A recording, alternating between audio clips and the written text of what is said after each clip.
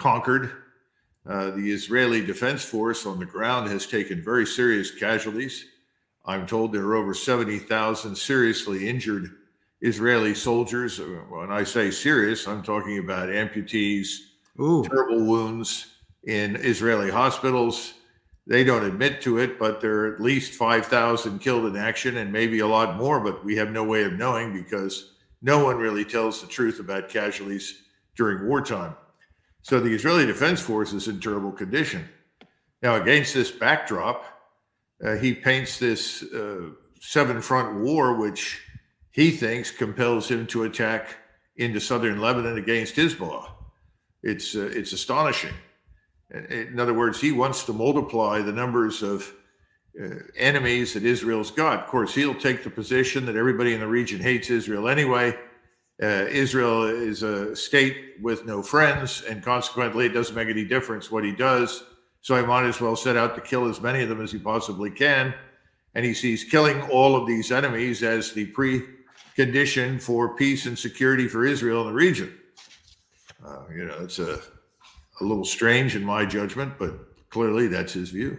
Here's how cocksure he is of his goals and how he articulates his determination. Cut number 5.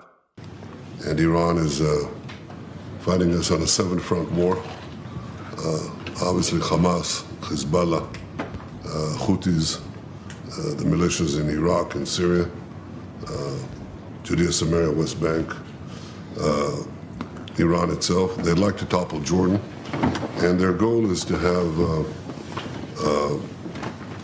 a combined ground offensive from various fronts, coupled with a combined missile bombardment.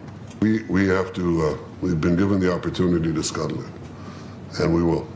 The first requirement is to cut that hand, Hamas. People who do this thing to us are not going to be there, and we'll have a long battle.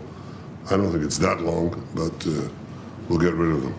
We also have to deter the other elements of the Iran terror axis. But we have to deal with the axis. The axis doesn't threaten only us, it threatens you. It's on the march to conquer the Middle East. Conquer the Middle East. Conquer, that means actually conquer. Conquer Saudi Arabia, conquer the Arabian Peninsula. It's just a question of time. And what's standing in their way is the small Satan, that's us, on the road to the middle-sized Satans, that's the Europeans. They're always offended when I tell them that. You're the great Satan, not them. Okay, and we have to stop them.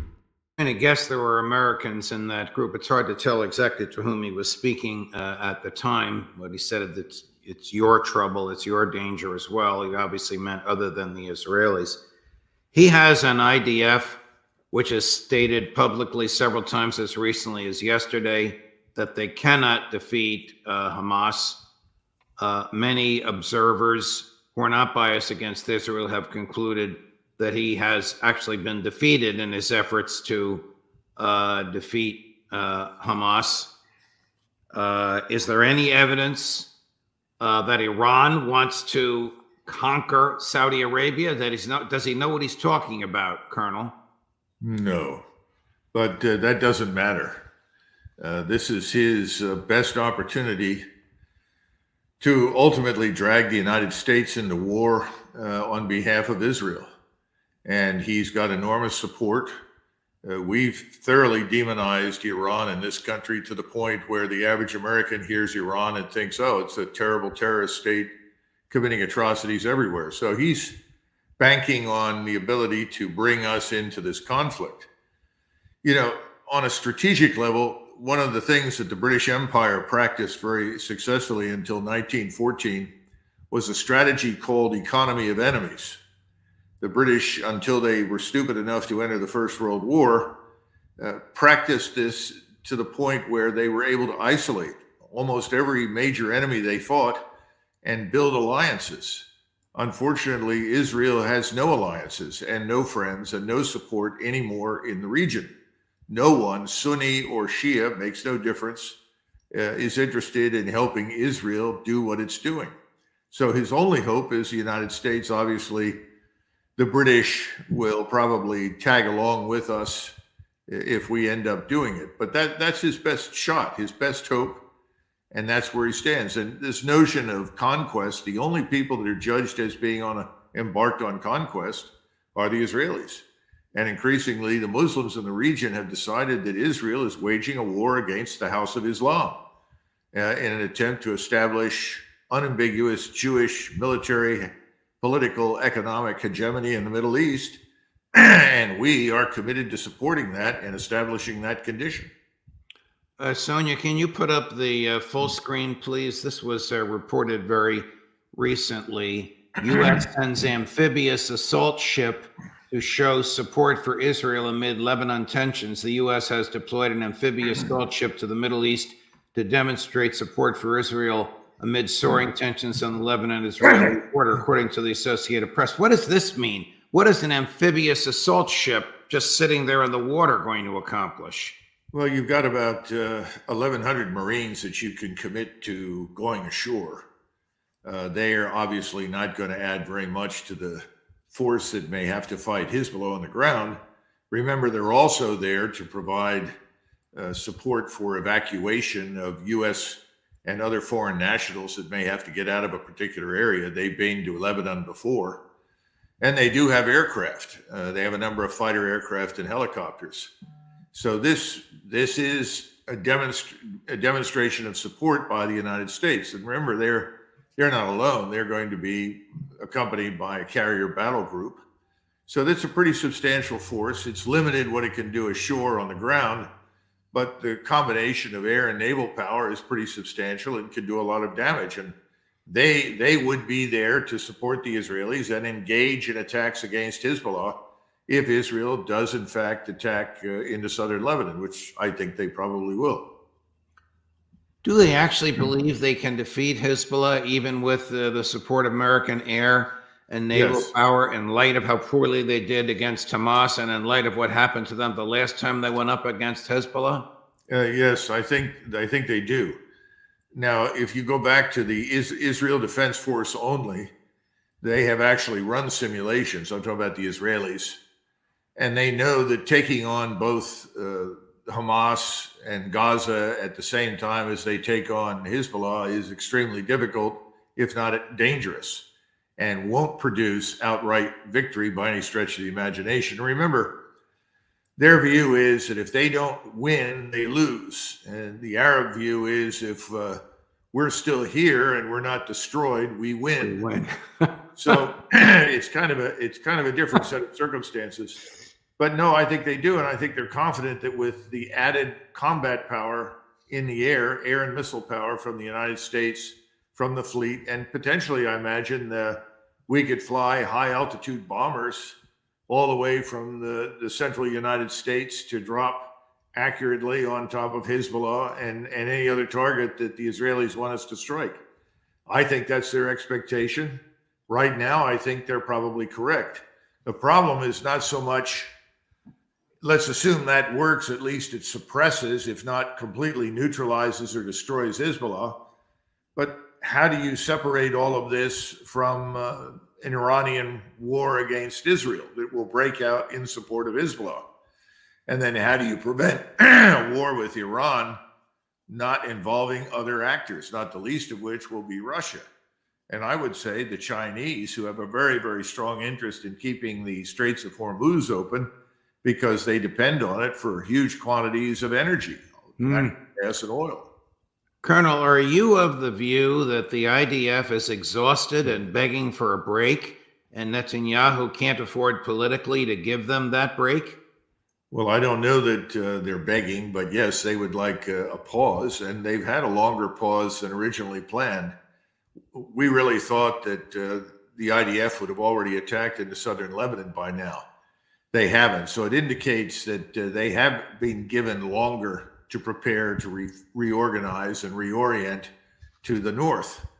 I don't think there is a serious strategic re-examination of where they really are. I don't think there's a willingness to examine their strengths and weaknesses. And I'm beginning to think that when Mr. Netanyahu speaks to the combined House and Senate, that may be the time he launches against Hezbollah, because he will be in a position that makes it very difficult for all the people that have been taking lots of money for many, many years in support of Israel to stand up and suddenly say, no, we're no longer going to support you. Please don't attack. Switching gears, Colonel, recently we learned that the United States sent medium-range missiles to the Philippines. And then we learned this morning that those missiles are being recalled. Can you provide an explanation of what this is all about? A sudden introduction of sobriety and common sense? I don't know. I mean, there's this obsession with multiple wars on multiple continents that we cannot possibly win, one of which is against China. China is, well, there's an old saying in the Navy, a ship's a fool to fight a fort. And it simply means that if you're going to use air and naval power against something like China, you have no chance whatsoever of winning. I think there's also privately a recognition that China presents no threat to the Philippines or anybody in Southeast Asia, nor does China want to invade Taiwan. There is no evidence for preparations to do that. There are no massive forces gathering anywhere to do it. And so somebody finally said, well, let's back away from this because we've got our hands full right now in eastern Ukraine and potentially the Middle East. That's the only way I can conclude that someone made the decision to pull those missiles out. Moving on to Ukraine, we recently learned, as recently as 2 hours ago, when we saw photos, that Russia is preparing for a massive river crossing and engaged in substantial military exercises preparing to cross a river with men and equipment. Can you give a feeling about what that is all about? Well, first of all, in northeastern Ukraine, there has been for some time now a very large concentration of Russian combat power, an estimated 300,000 troops. Those troops are there for a purpose. And most of us looking at that have assumed that this force would be hurled straight at Kiev at some point and ultimately cross in the upper river. I don't know if this particular exercise is connected to that or not. The Russians are actually very good at crossing rivers. We, by the way, are not. They've perfected, the technology that allows them to very rapidly establish bridges, and they are accustomed to routinely crossing them in training. The weather now is ideal for the purpose of river crossing, so it would not be surprising to me that they are pre-positioning river crossing assets along with these forces for that purpose. Now, there are lots of rivers in eastern Ukraine, Judge, not just the Dnieper. Some of these border Russia and Ukraine, and the Russians may cross at any number of different places with these bridging assets. They use this thing we call a ribbon bridge. It's been around a long time. It was first appeared actually in 1973 across the Suez. Now, the ones they have today are better, more reliable, and very rapidly deployable. So, what is it? Why do they call it a ribbon bridge? Because it's pieced together. You literally dump the bridge portions or pieces into the water. They float. Then they are effectively bolted together. And within a very short period of time, you can cross a very large river. And these are carried on the backs of trucks or tracked armored vehicles. And so they back them up to the river. These go in. The engineers get to them very rapidly, bolt them together. I mean, you're talking about something that could be put together in 25, 30 minutes across a major river, like the Delaware River between New Jersey and Pennsylvania, or even the Hudson River. Okay. And you've already got the forces up there. And as I said, this is something they do very well. They became very good river crossers during the Second World War. And they, unlike us, have never lost that ability. Moving up to Europe, what is your read with respect to Ukraine on the political demolition visited upon President Macron by the voters of France, and on the likely demolition visited on the conservatives tomorrow in Great Britain? Well, look, I've felt for a long time that behind the facade, NATO is crumbling. in view of these recent elections, I think it's crumbling faster than ever. People are trying to look for, the proverbial lifesaver. Macron's not going to find one. His time is almost up. I think Sunak is now worried about it and should be. He's probably going to go the way of Liz Truss. And then you've got something similar in Berlin with Scholz. These governments are not going to last. They're not going to last for a few very straightforward reasons. Number one, the economies are terrible. None of these governments have an answer for the economic problems and their financial condition, much like us, by the way. And then none of these nations have populations that are chomping at the bit to march east and fight in eastern Ukraine. It just doesn't exist. Nobody wants to go. And there's a growing awareness that whatever we are today, we are not what we were 30 years ago. We do not have substantial ground forces to commit to a war, a land war in Eastern Europe or the Middle East. Our air and naval power is stretched, and we cannot pile on as we once were able to do on short notice. So I think there's a growing awareness that the world is changing, and we're about to see new governments come to power. That's going to have a huge impact, I think, in Moscow, because Moscow has exercised a lot of restraint, and I think part of that is because they recognize the utility of patience, of waiting for these governments to fall apart.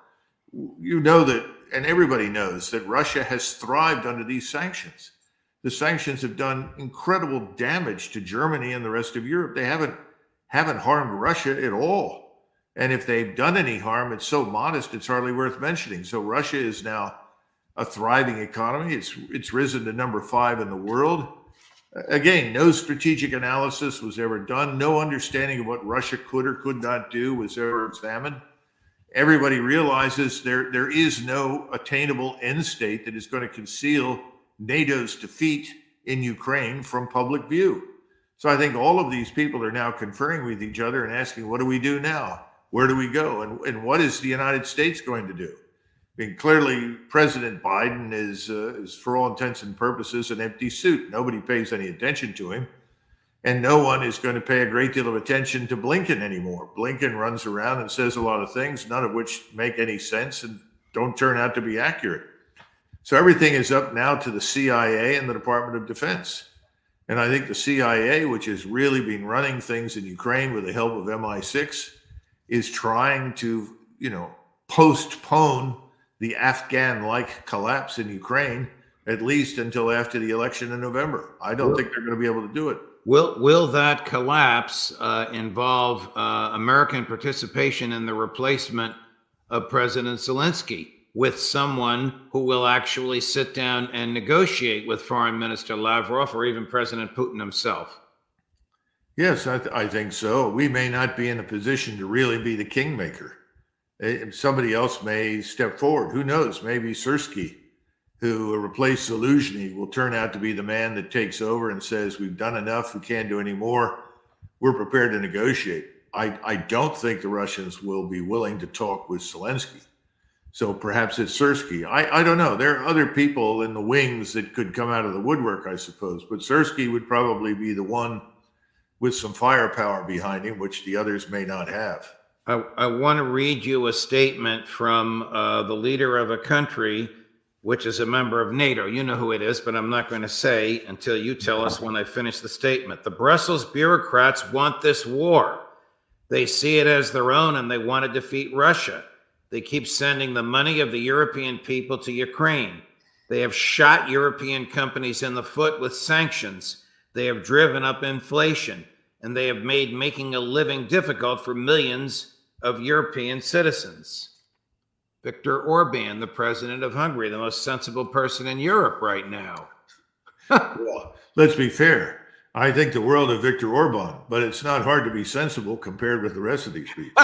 Right. He's the only one who ever accurately assessed the Russians. He was very straightforward. He said, I understand the Russians. I've lived with them. Remember, Hungary was under the Soviet boot heel for a long time. They understand the mentality and the thinking of the Russian. And he certainly understands, Mr. Putin. And he knows what Putin wants and doesn't want. He knows that Putin doesn't want a war with NATO or the United States. But he also knows that Putin is not going to accept anything less than the demands that he met or made back in 2022, and he'll go back to that original agreement. Orban, of course, at the time said this is a good agreement, we should take it. I don't know if everybody remembers that, but he did. Right. And now it's going to be whatever the Russians want. And Orban, he simply wants to get the Hungarians that are living in Ukraine out of Ukraine. In other words, he'd like to redraw the map and incorporate the Hungarian territory that is ended up as a result of World War II in the Soviet Union and is now inside Ukraine back to Hungary. That's about it. Otherwise, he wants to stay as far away from this ridiculous war in eastern Ukraine as he can get because he knows it's a loser. He also knows the true state of European forces. These Europeans aren't ready for a real war. I mean, our armed forces certainly aren't. The U.S. Army isn't. And I know that the other armies in Europe are absolutely not ready. They're feminized, if anything. They're not up for the fight. There are a few exceptions in terms of people or units, but overwhelmingly, forget it. Let me go back. Hardships involved with combat or something these people can't even begin to imagine. Let me go back to, I want to ask you about Russia and China in a minute, but let me go back to Hezbollah and Israel and American support. Is the Navy, is the Air Force up to it, or are they too feminized and weak? Your colleague, Colonel Wilkerson, says we only have two aircraft carriers that are seaworthy. Well, that may be true. That doesn't mean that we could not get others ready to go. But the point is, what are we putting at risk? If the Houthis can strike an aircraft carrier with very modest capability, very modest missiles or drones, and do some damage, what could a power like Iran do? Or for that matter, even Hezbollah, or beyond that, ultimately the Turks, others that may decide to join into this. I mean, once it becomes clear that Israel is losing and cannot win, there will be an ugly bloodletting because the wounded animal called Israel will be attacked viciously. This is the problem with Netanyahu's whole approach. No one wants to attack Israel at the moment, but when it stumbles badly, it's already stumbled, but when it stumbles very badly in a war with Hezbollah and potentially Iran, then suddenly everybody else who was hesitant in the past will join in. And that's what will happen. So, how do I frame this? We can't stop that. We just can't. We don't have the combat power to compensate for the emergence of a regional alignment against Israel. We can't do it, which is why any competent president and administration would have long ago stepped in and said, that's it.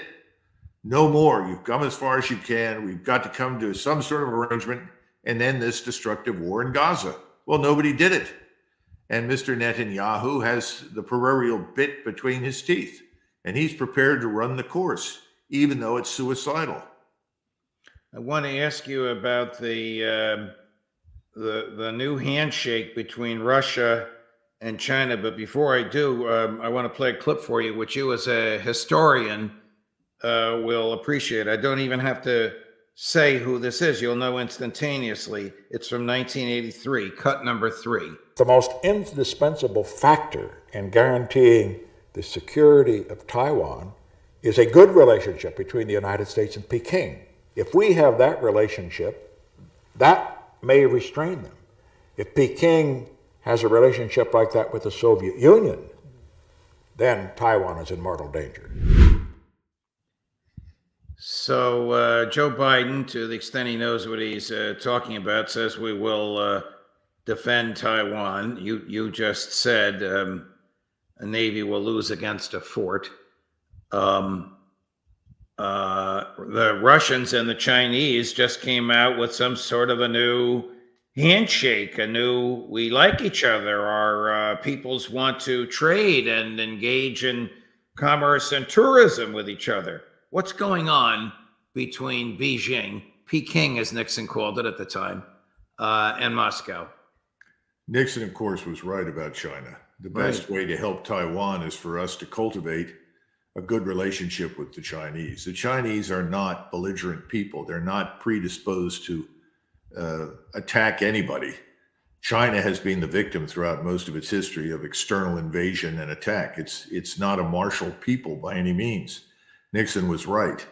We've thrown that out of the window, but people still don't understand what's going on in Taiwan. The legislature in Taiwan is dominated by Chiang Kai-shek's old party, the Kuomintang. They want peaceful reunification with Beijing.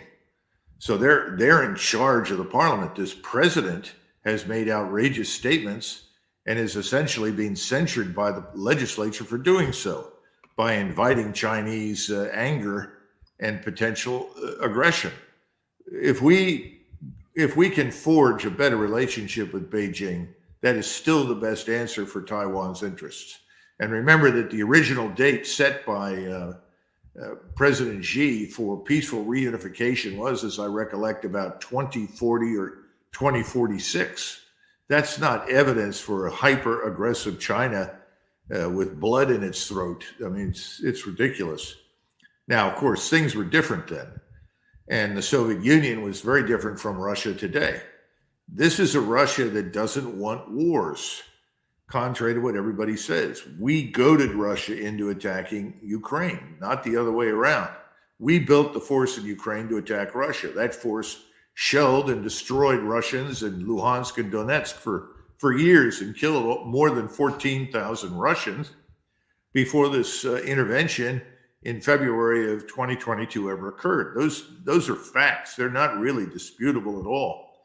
And I think Professor Mearsheimer has made these points repeatedly. What is happening now is that Russia and China realize that they've got several things in common. Yes, Russia has the resources, the oil, the natural gas, a lot of the metals, the minerals, the coal, all of these things, along with food that China needs. And remember, China has to import food now. It can't get along on its own.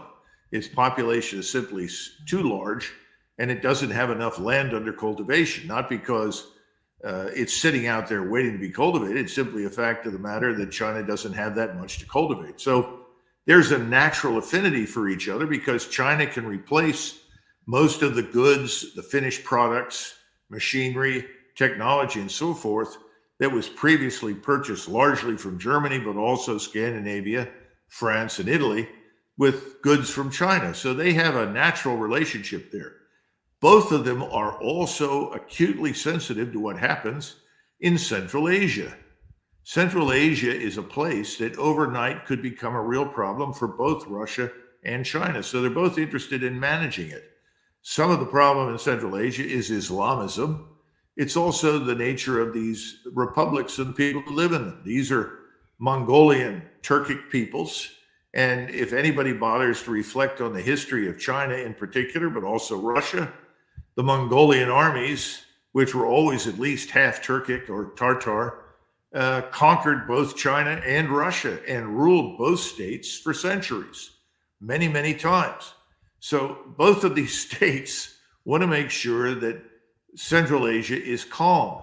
They also want to be able to trade with each other. And if Central Asia is not calm, how do you move vast goods and services over thousands of miles between, on the one hand, Europe, and on the other hand, Asia through Central Asia? Well, you can't do it. Now, what I sent to you, and I think some of these points are worth reeling off, to be frank, is that the biggest emphasis in cooperation between Russia and China is not only recognition of what I just said, but what is stressed over and over and over again is mutual respect. Yes. And respect for each other's interests. All right, look at the language they used. Eternal friendship, legitimate rights and interests, equality, mutual respect. We are experiencing the best period in our history. China has a history that goes back 3,000 years, Russia 1,000. They're saying this is the best time in history. This cooperation between Russia and China is not directed against anyone. Forgive me for reading this, Colonel. Yeah, absolutely. We are simply acting in the interests of our people. The SCO, the Shanghai Cooperation Organization, which is meeting as we speak, is one of the key pillars of a fair, multipolar world order. P.S. It's going to ally with BRICS, and we're going to tell the Americans and their U.S. dollar, go take a hike. Well, they're telling us to take a hike because we've pushed them to tell us to take a hike. Right. You know, this is not something, they didn't all wake up and say we're hostile to America. That's a lot of nonsense. In other words, this stupid comment by W, they hate us because we're free, you know, that kind of nonsense. That's all bull. That was never the case. They just are tired of trying to do business with us and watch us spit in their faces. And that's certainly true for Moscow. We've spit in Putin's face repeatedly. And Xi has now experienced something very similar to it. They thought when Trump was in office, there was a potential for the kind of relationship described in that document from which you read. They turned out to be wrong. And they see absolutely no evidence that if Trump is elected, anything will change. If for no other reason, because they see a lot of the same people with Trump today who were there during the last administration, who did everything they could to promote hostility and aggression against China and Russia. So that's a great document because it's something that we ought to adopt, but we don't seem to understand that it's in our interest to have peace abroad and prosperity at home. For reasons that aren't clear to me, because I think that's what Americans want. We are still controlled by the neocon mentality, which has its battering ram against Russia and Ukraine failing miserably. I don't know what their battering ram is against China, but I would imagine the Lindsey Grahams and Victoria Nulands are not happy about this Vladimir Putin, President Xi handshake meeting at SCO this morning. Well, you know, one other thing that I would mention in disconnection is Japan. Because the Japanese and the Russians are coming to all sorts of mutually beneficial agreements in the North Pacific. This involves fishing rights, it involves joint exploitation of mineral deposits, a whole range of things, despite the fact that Japan, that is Tokyo and Moscow, still are unhappy with the current ending of the Second World War. The Japanese would like to regain control of the islands that were taken from them up north. But despite that, and despite the militarization of those islands by the Russians, the Japanese are actually doing a land office business with Russia. And one of the things that's kind of interesting, we don't pay much attention to it, but the Chinese in particular are desperate for coal. And the Japanese are brokers for moving coal from North America into China. Gee. What an amazing development. So we sell it to them, they turn it around and send it to China. China is building dozens of new power plants all over the country. And they don't have the kind of road infrastructure that we do. And they don't have the infrastructure for natural gas that we have or Europe has. But they do have railroads. And the rail lines are very convenient for the delivery of coal. So they can move the coal to areas that need power and power generation and fuel these plants. Now, I'm just pointing these kinds of things out because they're also buying coal from Russia. And at the same time, we're reading in all of our papers about the criticality of rare earths and these minerals to the Department of Defense, to the defense industry to produce very, very sophisticated equipment. And it's not just the Defense Department. Every cell phone is dependent upon these minerals. Right. Everything from graphene to any number of other rare earths that you can look up on the periodic table. They're at the bottom. Now, we have one of the largest concentration of rare earths in the United States and maybe in the world sitting in southern Kentucky in the coal seams. These rare earths are available. Nobody wants to go in there and spend the money to get them out. And we haven't built any refineries. So even if we pull the rare earths out in many cases, we've got to ship it to China because the Chinese have a refinery that can take the raw rare earths and turn them into the minerals that we need. Then they ship it back to us and it costs us a lot of money. This is all nonsense. And in the meantime, we want to destroy whatever relations we have with China, Russia, and anybody else in the world that disagrees with us. We are ignoring what needs to happen here in the United States. We are ignoring the rare earth exploration, extraction, and refinery requirement. These things need to happen, and we're not doing it. And in the meantime, we want to make war. And you've got people quietly saying, behind the scenes in the Department of Defense, are you crazy? We can't do this. We're